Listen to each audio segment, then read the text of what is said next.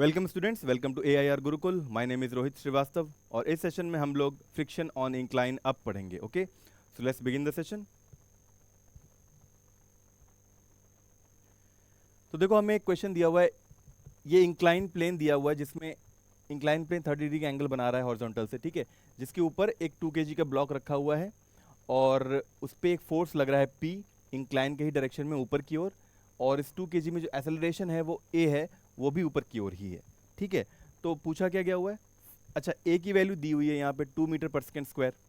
ठीक है, coefficient of friction between block and wedge, इस 2 kg ब्लॉक और इस वेज के बीच में जो कोफिशिएंट ऑफ फ्रिक्शन है वो 1/√3 दिया हुआ है।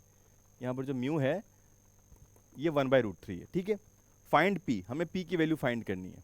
अच्छा, तो उसके लिए पहले क्या करेंगे, सबसे पहला काम तो ये करेंगे कि हम लोग इस 2 kg पे सारे फोर्सेस दिखाएंगे। एक 2g वेट नीचे एक्ट कर ही रहा होगा, ठीक है, और इधर अगर कंपोनेंट लें 2g का तो ये एंगल कितना होगा, ये एंगल होगा 30 डिग्री का। तो ये हो जाएगा 2g cos 30 डिग्री, ये क्या होगा 2g sin 30 डिग्री। ठीक है, अच्छा, अब क्योंकि एक्सेलरेशन ऊपर की ओर है ही 2 kg का, तो जाहिर सी बात है मूवमेंट जो हो रहा है ऊपर की ओर हो रहा है 2 kg का, तो फ्रिक्शन उसके अपोजिट लगेगा इस दिशा में, बिकॉज फ्रिक्शन हमेशा रिलेटिव मोशन को अपोज करता है। और ये फ्रिक्शन कैसा होगा, जाहिर सी बात है काइनेटिक फ्रिक्शन होगा, बिकॉज ऑलरेडी मोशन हो रहा है 2 kg में, एक्सेलरेशन है ही। अच्छा, तो अब देखो, अगर हम 2 kg का यहाँ पर इक्वेशन लिखेंगे तो कैसे लिखेंगे, 2 into a mass into acceleration should be equal to P minus 2g sine 30 minus F। ठीक है, इस दिशा में जो है यही सब फोर्सेस है, P minus 2g sine 30 minus F should be equal to F net and that should be equal to mass into acceleration 2 into a. और इस 2 kg पे देखो एक नॉर्मल भी लग रहा होगा इस दिशा में, जो कि इंक्लाइन प्लेन इस 2 kg पे लगा रही होगी। तो ये नॉर्मल की वैल्यू कितनी होगी, नॉर्मल की वैल्यू जो होगी यहाँ पर देखो 2g cos थीटा के बराबर ही है, यानी 2g cos 30 के बराबर ही है। तो ये हो जाएगा 20 और cos 30 की वैल्यू होती है √3/2, तो आ गया 10√3 न्यूटन, ये नॉर्मल आ गया। ठीक है, तो फ्रिक्शन कितना हो जाएगा, फ्रिक्शन होता है म्यू इंटू एन, म्यू की वैल्यू हमें दी हुई है 1/√3 और एन आ चुका है 10√3, तो फ्रिक्शन आ गया 10 न्यूटन। अब देखो ये वैल्यू यहाँ पुट कर दो, 2, अच्छा ए भी दिया हुआ है हमें 2 का, तो हमने 2 इंटू 2 यहाँ रख दिया, पी रहने दिया, और 2g को 20 कर दिया हमने, साइन 30 को 1/2 लिख दिया, माइनस एफ की जगह पे 10 रख दो, तो 2 10 20 हो गया। तो यहाँ आ गया 4 is equal to P minus 10 minus 10, तो P कितना आ गया 20 प्लस 4 यानी कि 24 न्यूटन। ठीक है, तो इतना P आएगा जो रिक्वायर्ड था for this 2 kg to move with an acceleration of 2 metre per second square upwards on the incline plane having this friction between the surfaces. ठीक है, ओके, आगे बढ़ते हैं। अब देखो इस क्वेश्चन में क्या पूछा हुआ है, अगेन वही इंक्लाइन प्लेन है और जो कि 30 डिग्री का एंगल बना रहा है, और उस पे ये 2 kg का ब्लॉक रखा हुआ है that is connected with the string over this pulley with this 4 kg block. ठीक है, और ये पूरा सिस्टम देखो 2 kg जो है ए एक्सेलरेशन से ऊपर की ओर मूव कर रहा है। ठीक, तो अगर 2 kg ए एक्सेलरेशन से मूव कर रहा है ऊपर की ओर, तो पुली कनेक्टेड है, रोटेट होगी पुली, तो 4 kg वाला भी नीचे आएगा, तो ये भी नीचे आएगा ए एक्सेलरेशन से ही। ठीक है, और इसमें एक ही स्ट्रिंग है, तो टेंशन भी हर स्ट्रिंग आई मीन स्ट्रिंग के हर पार्ट में सेम ही होगी टी, तो 2 kg पे जो टेंशन लग रहा होगा इस तरफ लग रहा होगा, 4 kg में टेंशन जो लग रहा होगा इस तरफ लग रहा होगा। ठीक है, अच्छा, अब फाइंड ए हमें करना है, ए की वैल्यू निकालनी है। If coefficient of friction between the block and 2 kg and wedge is 0.5, 2 kg block और वेज के बीच में जो कोफिशिएंट ऑफ फ्रिक्शन है वो μ1 मान लेते हैं, वो दिया हुआ है 0.5, and coefficient of friction between block 4 kg and wedge, 4 kg और वेज के बीच में जो कोफिशिएंट ऑफ फ्रिक्शन है वो 0 है। ठीक है, अच्छा, तो वहाँ कोई फ्रिक्शन नहीं लगने वाला, तो वहाँ म्यू लिखने की भी ज़रूरत नहीं है। अच्छा, अब देखो 2 kg का अगर एबीडी बनाए तो यहाँ पर 2g एक्ट कर रहा होगा नीचे वेट, और इस दिशा में क्या हो जाएगा, ये 30 डिग्री है, तो ये हो जाएगा 2g cos 30, और यहाँ क्या हो जाएगा 2g sin 30, right, 2g sin 30 हो जाएगा। और क्योंकि एक्सेलरेशन ऊपर की ओर है ही दिखाया हुआ है इसमें, तो 2 kg पे फ्रिक्शन कहाँ लग रहा होगा, पीछे की ओर, बिकॉज रिलेटिव मोशन को अपोज करता है फ्रिक्शन, तो फ्रिक्शन जो होगा इस मोशन के अगेंस्ट में होगा और वो काइनेटिक फ्रिक्शन ही होगा, ठीक है। और इसमें नॉर्मल भी लग रहा होगा कुछ ऐसे, जो ये इंक्लाइन प्लेन इस ब्लॉक पे लगाएगा 2 kg के, ठीक है। तो पहले तो फ्रिक्शन निकाल लेते हैं, यहाँ कितना आ रहा है। फ्रिक्शन की वैल्यू आएगी म्यू इंटू एन, ठीक है। म्यू जो है म्यू वन के बराबर ही है, that is equal to 0.5 into normal. अच्छा नॉर्मल तो किसके बराबर होगा, 2g cos 30 डिग्री के बराबर ही होगा ना, 2g cos 30 डिग्री के बराबर 20 इंटू √3/2, 10√3 आ गया नॉर्मल, ठीक है। cos 30 की वैल्यू √3/2 होती है, तो ये आ गया 0.5 इंटू 10√3, यानी कितना 5√3 न्यूटन, ठीक है। ये हमारा फ्रिक्शन आ गया। अब 2 kg का इक्वेशन लिखें अगर, तो 2 kg को क्या लिख सकते हैं हम लोग, 2 into a is equal to T minus 2g sine 30 degree minus F, ठीक है। अच्छा, और ए हमें पता करना है, 2a रहने दो, और फ्रिक्शन हमें पता ही है 5√3, वो यहाँ रख देंगे। ये भी वैल्यू नोन ही हो गई, बिकॉज 20 साइन 30 डिग्री पुट कर सकते हैं सारी वैल्यूज, टी हमें फाइंड आउट करना पड़ेगा। और तो यहाँ पर देखो 4 kg पे कौन कौन से फोर्सेस लग रहे हैं, एक इसका वेट नीचे की ओर ऐड कर रहा है 4g, ठीक है, और एक्सेलेरेशन 4g की नीचे की ओर है, और टेंशन इस पे ऊपर की ओर लग रहा है, और बीच में कोई फ्रिक्शन नहीं है 4 kg, इवन दो कि 4 kg वेज टच में है, लेकिन कोई फ्रिक्शन नहीं है बिकॉज म्यू 0 है यहाँ पे। तो इसकी इक्वेशन कैसे लिखेंगे हम लोग, 4a is equal to 40 minus T, right, 4a is equal to 40 minus T, तो टी की वैल्यू कितनी आ गई, 40 माइनस 4a आ गई, राइट, 40 माइनस 4a आ गई, वो टी यहाँ रख दो, 40 माइनस 4a टी की जगह रख दिया, और ये क्या हो गया 20/2 हो गया, बिकॉज जी 10 होता है और साइन 30 होता है 1/2, माइनस एफ की जगह पर रख दो 5√3, ठीक। तो अब देखो 2 10 20 हो गया, और ये जब 4a इधर आएगा, माइनस 4 इधर आएगा तो 6 से बन जाएगा, right, is equal to 40 minus 10 minus 5√3, तो 6a की वैल्यू कितनी आ गई, ये हो गया 30 माइनस 5√3, तो a की वैल्यू आ गई 30 माइनस 5√3 अपॉन में 6, इतना मीटर पर सेकेंड स्क्वायर, ठीक है, जिसको हम लोग कैलकुलेट कर सकते हैं अगेन √3 की वैल्यू 1.732 रख के, डेसिमल में आंसर आएगा जो भी आएगा, लेकिन that is the acceleration with which 2 kg will be moving upwards along the incline, और उसी एक्सेलरेशन से 4 kg डाउनवर्ड्स मूव करेगा इधर, ठीक है। हमें ए ही निकालना था। आगे बढ़ते हैं। अब देखो अगेन वही इंक्लाइन प्लेन दिया हुआ है 30 डिग्री का एंगल बनाते हुए हॉरिजॉन्टल से, और इस इंक्लाइन प्लेन पे अगेन वो 2 kg रखा हुआ है, और स्ट्रिंग से ये 4 kg कनेक्टेड है थ्रू ए पुली, और 2 kg ए एक्सेलरेशन से ऊपर की ओर मूव कर रहा है, तो जाहिर सी बात है 4 kg वाला भी ए एक्सेलरेशन से नीचे की ओर मूव करेगा। इतना तो हम देखते हैं, लेकिन इसमें कुछ नया है। नया ये है कि पूरा सिस्टम जो है ये वेज अब 4 मीटर पर सेकेंड स्क्वायर से राइटवर्ड मूव कर रहा है, ठीक है। तो हमें पता करना है फाइंड ए, यानी कि ए की वैल्यू फाइंड आउट करनी है, ये जो एक्सेलरेशन है।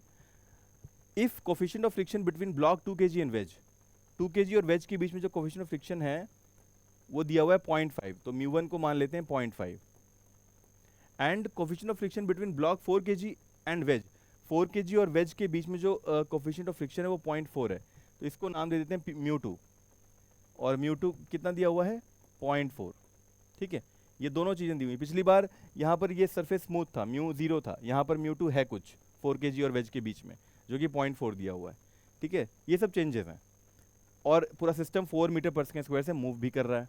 तो अब हमें ए निकालना है, वो कैसे निकालेंगे, तो देखो सारे फोर्सेस दिखाते हैं। पहली चीज़ तो ये कि सिस्टम अगर 4 मीटर पर सेकेंड स्क्वायर से मूव कर रहा है पूरा वेज, और ये 2 kg 4 kg अगर पैसेंजर्स मान लो इस बस पे जो कि ये वेज है, तो इस 2 kg पे स्यूडो फोर्स लगेगा ना पीछे की ओर, कितना 2 इंटू 4, बिकॉज अगर याद करो एक बस होती है, अगर बस ए एक्सेलरेशन से मूव कर रही है तो अंदर बैठे पैसेंजर को पीछे की ओर जर्क लगता है ना कुछ, वो कितना होता है, वो होता है इसका अगर मास m है तो मास इंटू ये एक्सेलरेशन, ठीक है, ये स्यूडो फोर्स होता है।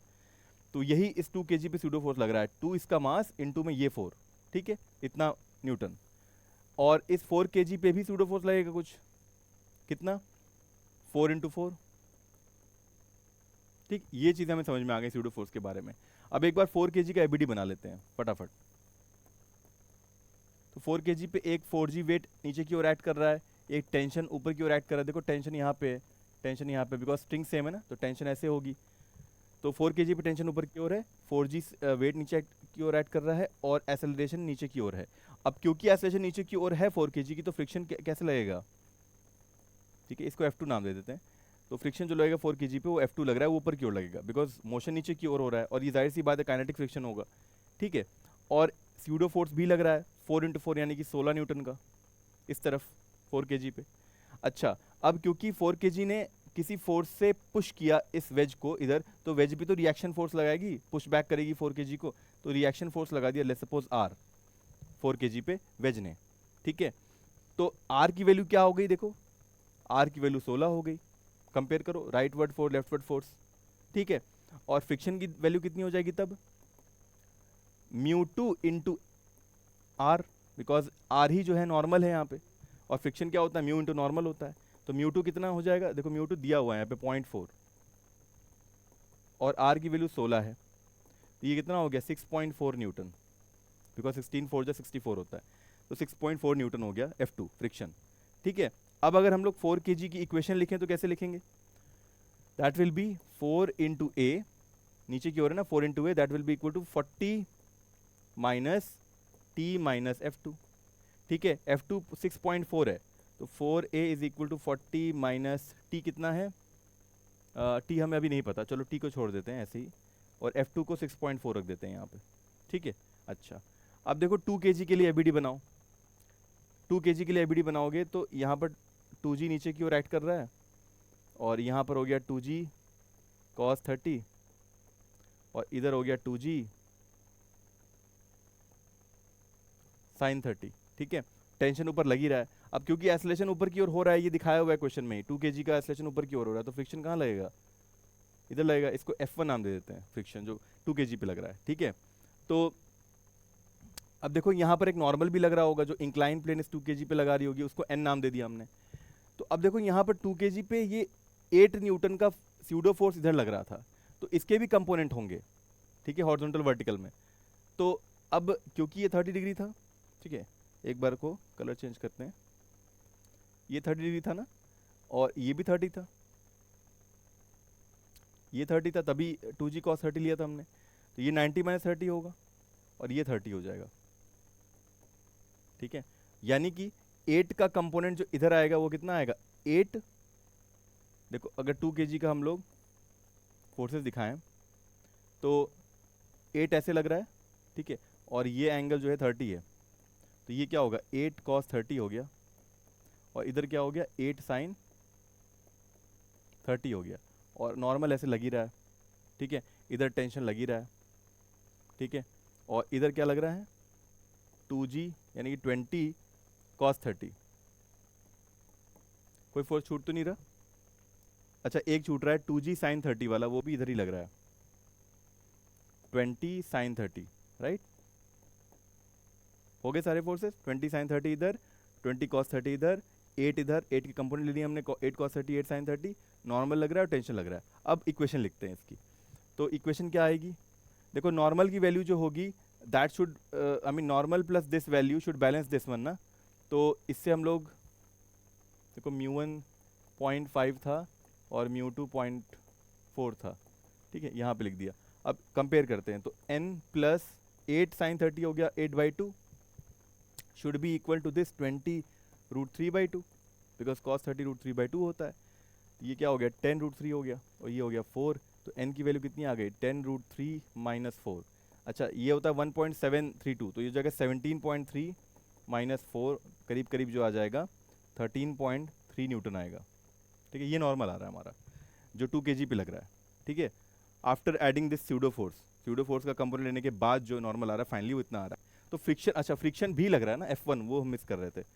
इस पे फ्रिक्शन कितना आ रहा होगा? वो F1 लिया हुआ था हमने, तो F1 will be equal to, अब यहाँ पर μ1 माना हुआ है हमने, μ1 इंटू ये n, μ1 की वैल्यू कितनी है? 0.5 इंटू 13.3, इसका मतलब आधा हो रहा है 13.3 का, तो कितना हो जाएगा?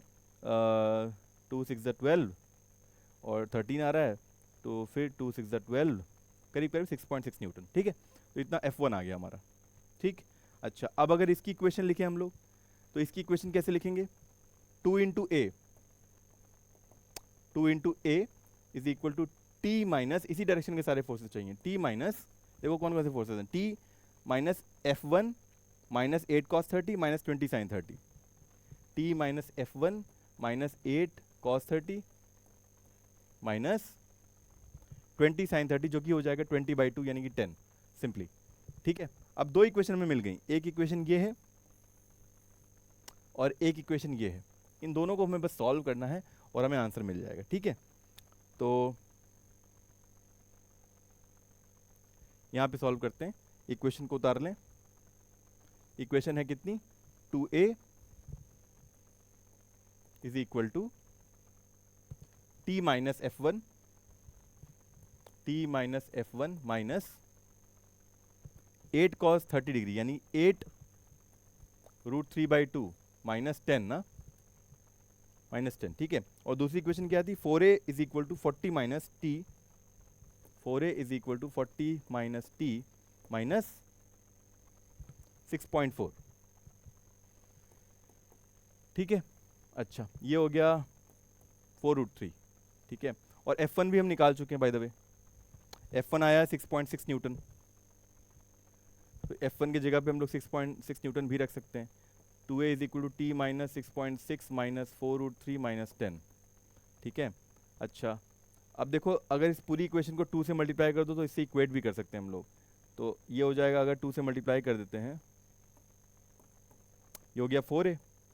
ठीक है, और ये भी 4a है, तो अब देखो ये पूरी इक्वेशन इससे इक्वेट भी हो जाएगी, तो ये हो गया 2t माइनस, ये हो गया 13.3 ना बेसिकली, 6.6 इंटू 2 करेंगे तो 13.3 के आसपास आएगा, minus 8√3 minus 20 should be equal to 40 minus T minus 6.4।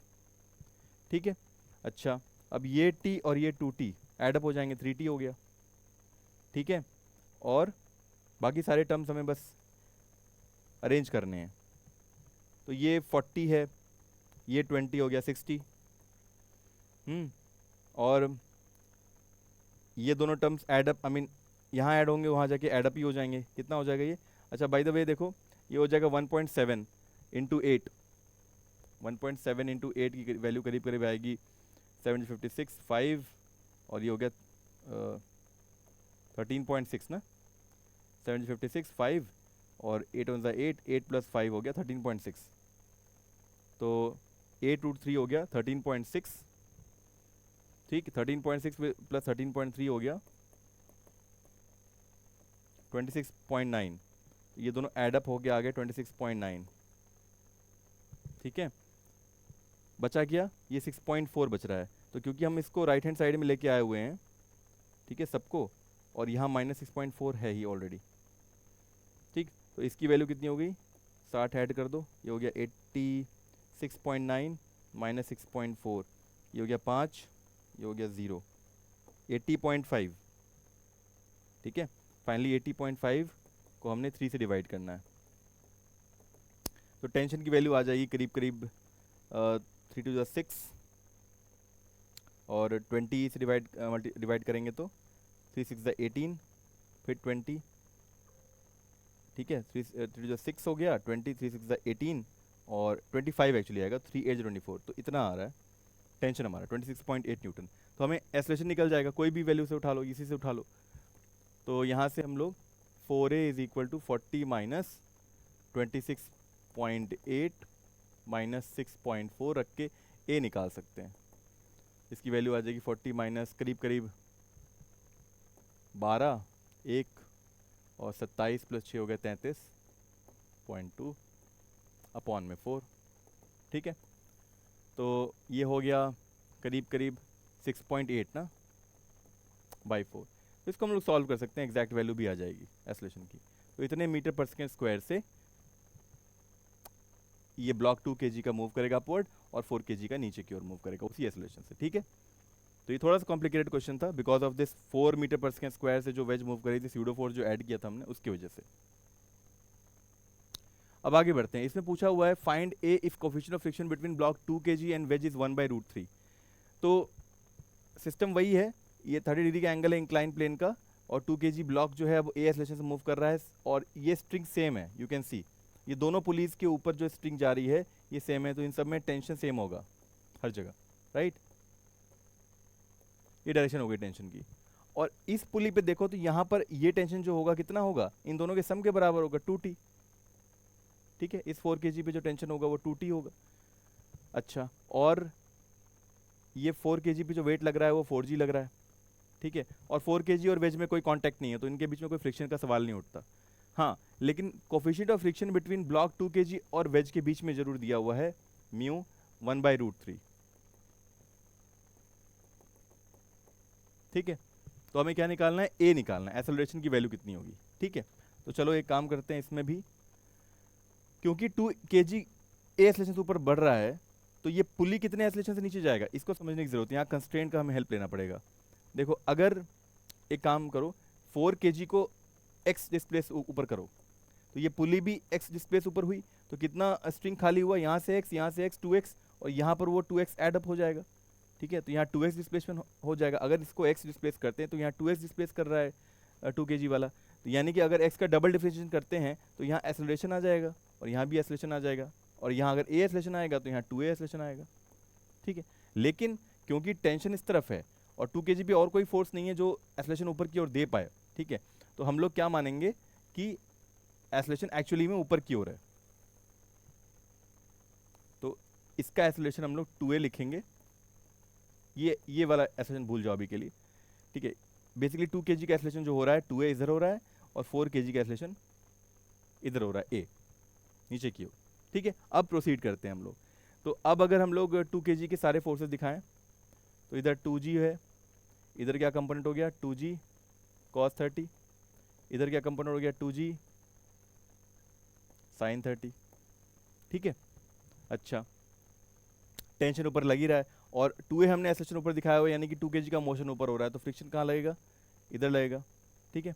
अच्छा, और नॉर्मल किधर लगेगा, ऐसे लगेगा, ठीक है, ठीक है। अब देखो नॉर्मल की वैल्यू क्या हो जाएगी, नॉर्मल की वैल्यू हो जाएगी, क्योंकि और कोई स्यूडो फोर्स या कुछ नहीं है, वेज स्टेशनरी है, तो ये normal should balance this one only ना, 2g cos 30, 2g √3/2, यानी कि 10√3 आ गया, बिकॉज cos 30 क्या होता है √3/2 होता है, तो नॉर्मल की वैल्यू आ गई 10√3।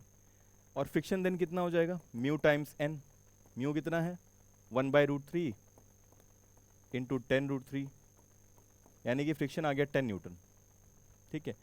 अच्छा, अब अगर इसकी इक्वेशन लिखें 2 kg वाले की, तो क्या लिखेंगे हम लोग, 2 times 2a is equal to t minus 2g sin 30, ये हो जाएगा 2g/2, sin 30 1/2 होता है, और माइनस में f, ठीक है। हो गए सारे फोर्सेस। अच्छा, ये हो गया 4a is equal to t minus 10 minus f हो गया 10, तो 4a is equal to t minus 20 आ रहा है। चलो ये एक इक्वेशन हो गई हमारी, ठीक है। अब देखो 4 kg पे ध्यान दो, 4 kg भी जो है a एक्सेलरेशन नीचे आ रहा है, ठीक है, और यहाँ 40 नीचे फोर्स लग रहा है 2t ऊपर, तो इसकी इक्वेशन क्या बनेगी 4a is equal to 40 minus 2t, ठीक है। तो हेंस अगर हम लोग 2 कॉमन लेके अगर डिवाइड कर दें 2 से, तो ये बन जाएगा 2a, ये हो जाएगा 20 माइनस t, ये एक और इक्वेशन आ गई, ठीक। तो यहाँ से t अगर निकालने तो बन गया 20 माइनस 2a, और यहाँ से t निकालने तो क्या बन गया 4a प्लस 20, दोनों को इक्वेट कर दो, 4a plus 20 is equal to 20 minus 2a, ये इधर आ गया तो 6a हो गया, और 20 और 20 कैंसिल हो जा रहे हैं, यानी कि a की वैल्यू कितनी आ जा रही है 0 आ जा रही है, यानी इससे मालूम ये चल रहा है हमें कि एक्सेलरेशन 4 kg का कितना होगा 0 होगा, और हेंस 2 kg का भी एक्सेलरेशन 0 होगा, they will be stationary in this case, अगर म्यू की वैल्यू 1/√3 रखी जाए तो, ठीक है। अगर फ्रिक्शन थोड़ा बहुत चेंज होता है तो शायद ये मूव करने लग जाए, ठीक है। सो ओवरऑल हमें मालूम चल रहा है कि अगर 4 kg का एक्सेलरेशन 0 आ रहा है तो 2 kg का एक्सेलरेशन भी क्या होगा 2 टाइम्स a, यानी कि 2 टाइम्स 0 0 ही हो जाएगा, यानी पूरा सिस्टम स्टेशनरी होगा with all the forces acting on it.